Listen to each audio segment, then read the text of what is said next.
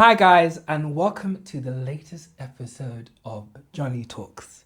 Today I am joined by the one, the only content creator extraordinaire, beauty, fashion, all the above. Praise Ara. What are you saying? Hi, what an intro. That's how we do it. We show love. We show love I here. appreciate it. Thanks for coming. You're very welcome. Thanks Thank you for joining having us. me. We're really happy to have you here. Thank you. I've known you for how long? I've known you for 10 years. Yeah. Which is insane. We went to the same sixth form. Yeah. And yeah, life just lifed, and As we it went to often uni. does. Yeah, and we caught up about like a couple of years ago. Like it was a random Instagram. Oh, you should follow your like friend with mutual. Suggested friends. Yeah, suggested friends, and I was like, oh my gosh, it's Praise. And yeah, we caught up, and it turns out you're doing amazing things in fashion, in beauty. She's a real content creator. Honestly, I'm out here taking tips. Like I'm trying to be like you. You're doing amazing. I'm trying. But today we're going to talk a little bit about you, Yeah. your journey. We're going to talk a bit about beauty and Yeah. fashion, how the industry has changed. Mm-hmm. So yeah, tell the people who you are. What do you do? So I am a content creator at heart. I've been doing this in some way, shape or form for about 8 years now, more seriously in the last 3 years. And I started out really heavily focused on self-love. I just wanted to be the person that I needed when I was younger. Obviously, I've interlaced that with beauty and fashion because I feel like all of those forms of expression are ways that we express who we are. And so, yeah, I've worked in a number of industries within content creation. So I've created for Monzo, Chase, as well as like, yeah. Go get the bag, sis. Go get the bag. Okay, I see you. We got to do what we got to do. And as well as like brands like L'Oreal, Garnier, Noli, and those lots. So yeah, thank you. Amazing. So what made you get into content creating? What did you feel like the gap was missing? Ooh. And like, why did you decide, I'm that person who needs to fill that gap? Well, when I was navigating a lot. I think like we're always navigating a lot of things as we go through life. And especially when it came to like beauty and stuff, I didn't want to just be another beauty creator. I felt like there were so many of those. But when I would like see a lot of like advice stuff come up on the internet, I'd just be like, this feels not shallow. I don't want to use the word shallow because I think that some of those things were really important to hear, really good reminders, but like there wasn't as much depth as like someone going through complicated stuff would need. And so I was just like, in my time of thinking, overthinking and pontificating on life, I'd had a few conversations with friends and like I'd learned a few things, picked up a few things from my own situations, and I was just like, I'd have a conversation with a friend and they'd be like, wait, that's really good. Yeah. And I'd be like, if they need this, I wonder who else needs this. Imagine telling a few other people. Literally, just a couple. Yeah. And here we are a few years later from that point. Amazing. Yeah. And so from there, you went from being sort of the friend giving advice. Yeah. How did we get from that to now getting deals with L'Oreal, Garnier? Like, how did that... That's a bit of a journey. It's a bit of a step. Yeah, so it's a very interesting and convoluted story because I obviously back in the day I was doing beauty stuff, and then as things progressed, I was like kind of gravitating more into like the self-love space, and then back into beauty.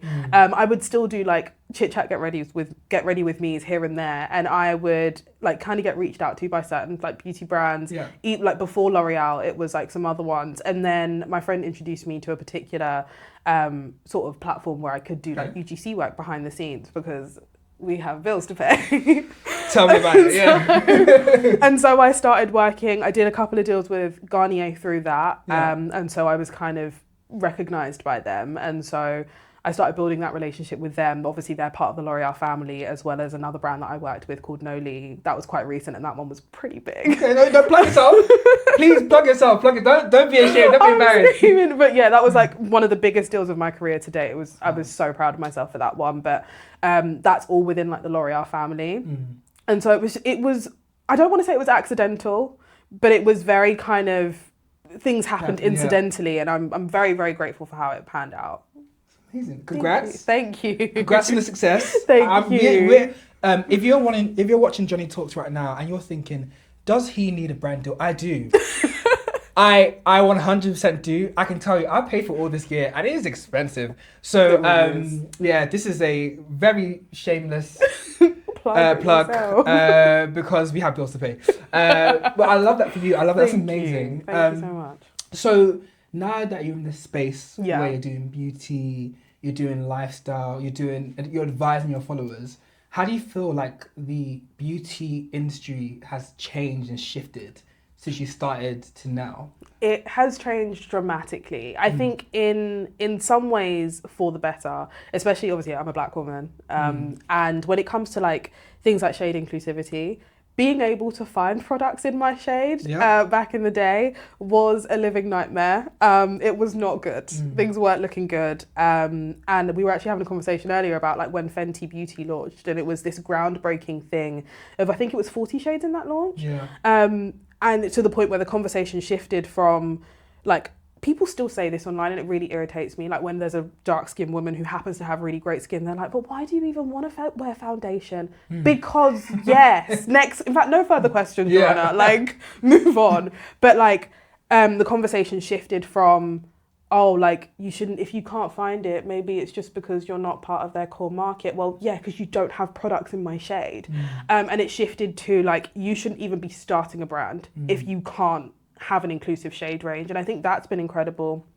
I think also there's been more recognition for black talent, which is amazing to see. Like there is a push for more diversity. We still have a way to go. We definitely have a way to go, but there have been so many improvements in terms of like seeing people that look like me, even like newer faces that look like me, because we all know, like especially like in the UK, we've got like in the beauty space people like Uche, Patricia Bright. We know our juggernauts, but we also are seeing like some newer faces as well. So that's really, really cool.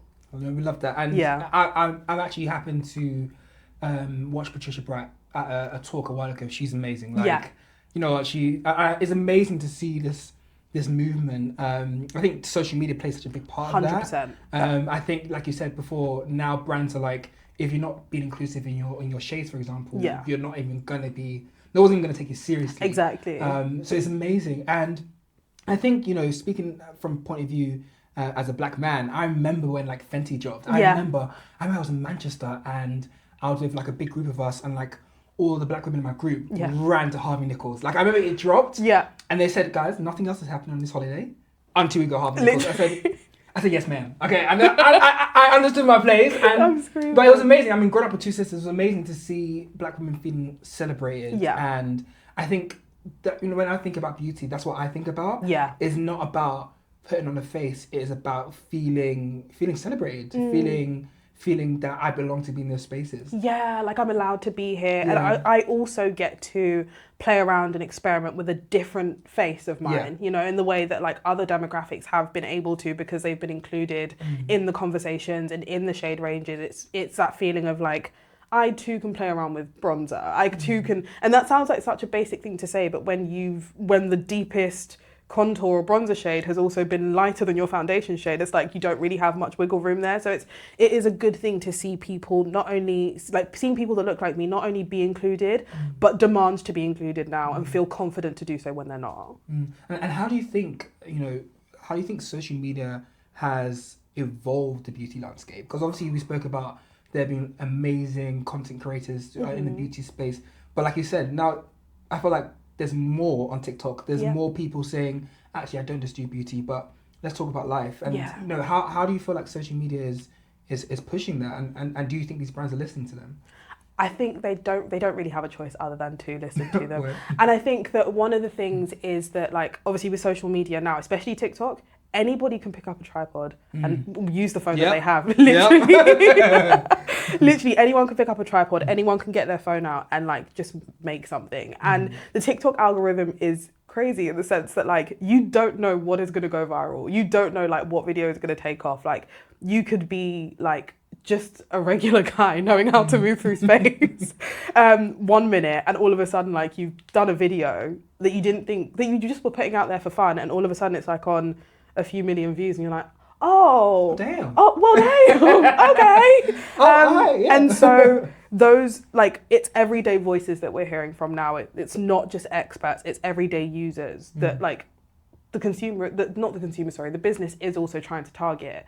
And so it's not just people on PR lists that are like being able to like spread information about a brand or about a product. So I think the social media landscape has changed in a way that has made the consumer's voice more audible, if you will. Yeah. I love that. No, I think that's what one thing I always say about this generation and TikTok. I'm not the best TikToker. I'm trying, but I think what TikTok has done is create like a landscape where people can be authentic. Where Instagram is amazing. I love Instagram. It is a little bit more polished and refined. It's very pretty. Like TikTok is like, I'm out here in my bonnet, and we love that for you, sis. Like. Listen, we love you in your natural form. And I think, it's been amazing. Like, in me working with different brands, now people are like, no, TikTok strategy is a real thing. Like, when we're developing a product at work, it's like, no, we are looking at what people are saying on TikTok. Yep. So it's absolutely amazing. But with all the developments we've had in the beauty industry, with all the developments we've had in sort of lifestyle beauty content, what do you think is the next thing that needs to change in the industry? Oh, that is a really, really good question. The next thing that needs to change in the industry.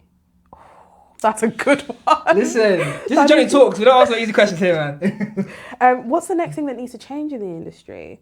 I think that inclusivity needs to be less of a filling a quota and ticking a box exercise, and actually like within the culture of each of the of all of the brands. I don't think it's enough to be, okay, we have 1 or 2 black people within our ad campaign, we've done our job. It's about having black people in the boardrooms, having black people make certain decisions, having black people testing products before they go out to the public, like including black people and just a diverse range of voices, really. I'm just speaking from the perspective of a black person, but like including a diverse range of voices at every level of conversation.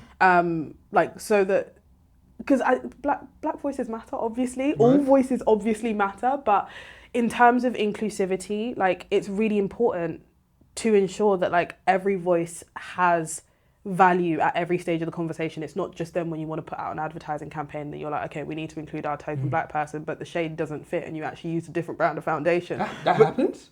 I've not seen it happen, but wow. I think there's a creator, Gloria.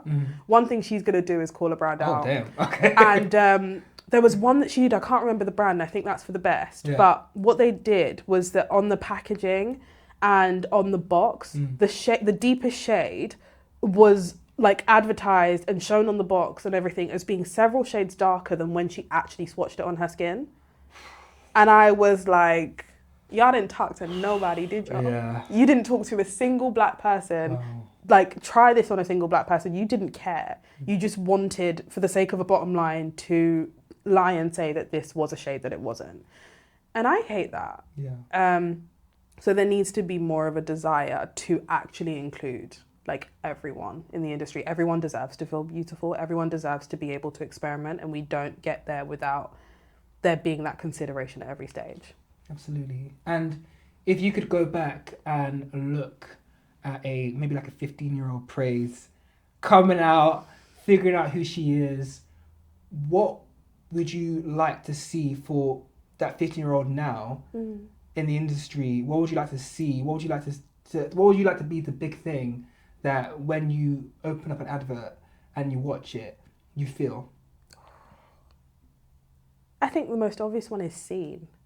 Like seen and represented from early on, you know, because obviously like, especially at that age, like someone like girls in particular, again, speaking as a woman, like you're very impressionable. You are also quite self-conscious. You're figuring out so much, like identity-wise, appearance-wise and stuff, and to see more diversity, not just in terms of like skin color, but skin texture, hair texture, like all of those things, like feeling like I can be whoever I want, whoever I am and however I am and whatever condition I'm in, and still feel like I matter. And it's not just because I change so much about myself that I'm important. It's like, as I am now, like I'm enough, and that is not something I just have to remind myself in my head. It's something that is demonstrated on a consistent basis in media. I love that. Thanks. Praise. Thank you so much. How can people find you? How can people hear about you? So I am on TikTok and Instagram. I might be making a comeback to YouTube. You heard it here first. Exclusive. But I'm on TikTok and Instagram. TikTok is PraiseAra, so that's PRAISEARA. Instagram is PraiseAra_. So PRAISEARA_. You got full spelling. You have no excuses. Go and support, go and follow. But Praise, thank you so much for joining us. Thank you for having me. Thank you. Guys, like, subscribe, share, follow, all the above. And until next time, peace.